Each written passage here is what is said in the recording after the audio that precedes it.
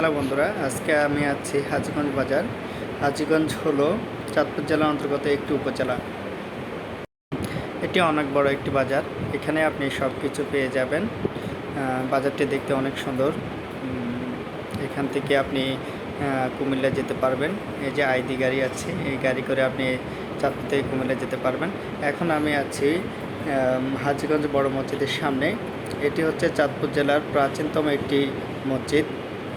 এর আয়তন ২৮,৪০০ বর্গফুট। এইখানে একসাথে ১০,০০০ মুসল্লি নামাজ আদায় করতে পারে। মসজিদের সামনে আছে বিশাল বড় একটি মার্কেট। এখানে আপনি বই খাতা থেকে শুরু করে সব কিছু পেয়ে যাবেন। মসজিদের সামনে ঢুকতেই পড়বে সুবিশাল একটি মিনার। এই মিনারটি ১৭৮ ফুট উচ্চতার, খুবই সুন্দর।